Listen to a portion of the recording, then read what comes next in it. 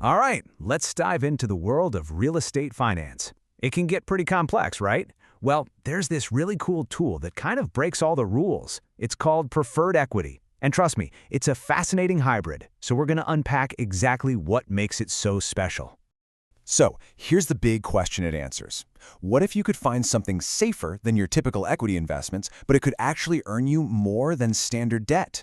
That's the sweet spot we're talking about, right?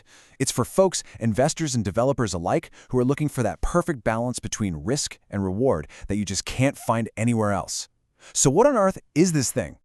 Okay, so at its heart, that's really it. Think of it like a financial mashup.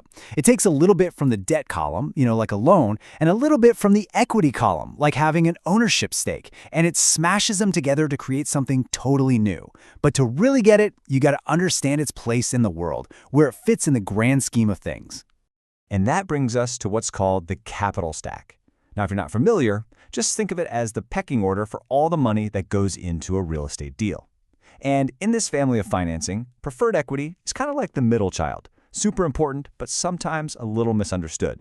Here's a great way to picture it. Think about all the funding for a building as if it were a skyscraper. Down on the ground floor, you've got the safest money. But as you start going up, floor by floor, the risk definitely gets higher, but man, the views, or in our case, the potential returns, they get way, way better. Okay, so here's that hierarchy laid out for you. At the very bottom, you've got your senior debt. That's your main bank loan. It's the safest bet in the whole deal.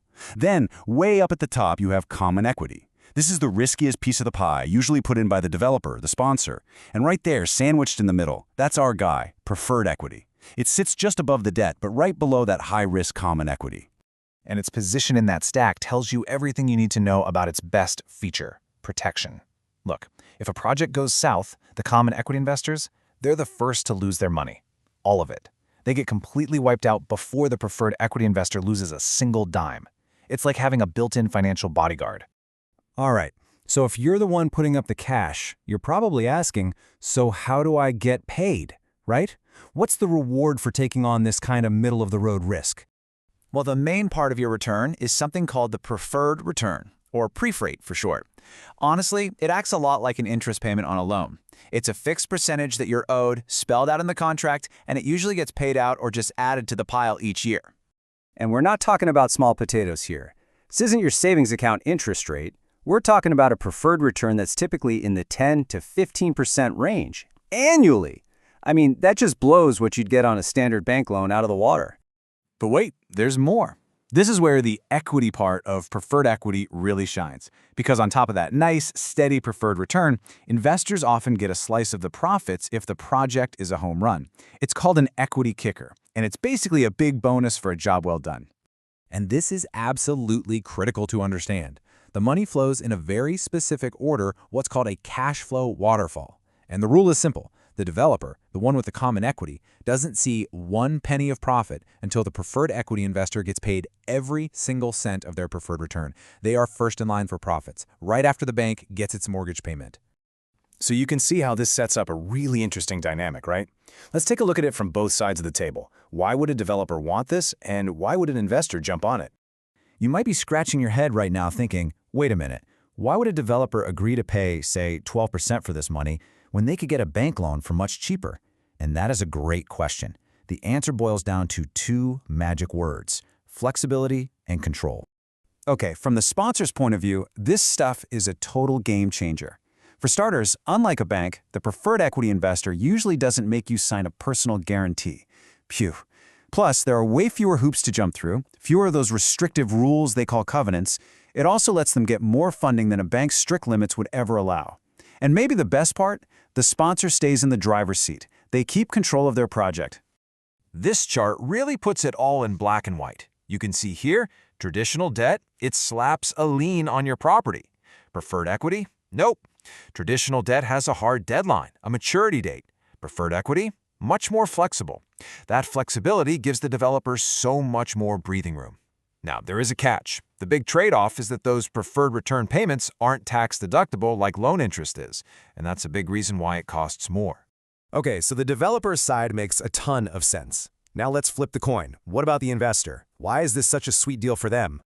Well, for the investor, it's all about hitting that perfect sweet spot. You're getting much higher returns than you'd ever see from a boring old loan, but you're taking on way less risk than if you were a full-on common equity partner. You've got that safety net, that downside protection we keep talking about. Plus, and this is big, you get some control. You often get veto rights on huge decisions like selling or refinancing. And if things really go wrong, you might even have the power to step in and take over the project to save your investment. So smart investors aren't just looking at that yearly percentage. No, they're looking at the whole picture. They calculate their total potential profit over the entire life of the deal, including that potential profit-sharing kicker we mentioned. This all-in metric has a fancy name, the internal rate of return, or IRR. But really, it's the one number that tells them if the reward is truly worth the risk. And when you factor everything in, that steady preferred return plus the potential upside, that target IRR usually lands somewhere in the 12 to 18% range. And that is the juicy return that makes this unique risk profile so darn attractive to investors. Okay, we've covered a lot of ground here. So let's boil it all down. What are the absolute key things you need to walk away with? All right, here's the bottom line. First, remember it's that special hybrid, part debt, part equity. Second, it lives right there in the middle of the capital stack, which gives it that crucial downside protection. Third, for sponsors, it's all about flexibility. And fourth, for investors, it's about getting a fantastic balanced return for the risk they're taking. It's really a win-win in the right situation. Which brings us back to the ultimate question, doesn't it? Is preferred equity the perfect financial tool, that brilliant balance of safety and profit we're all looking for? Or is it a risky compromise, stuck in the middle, not quite safe enough to be dead, and not quite juicy enough to be equity? The truth is, like with so many things in finance, the answer really depends on the specific deal. And that's something to think about.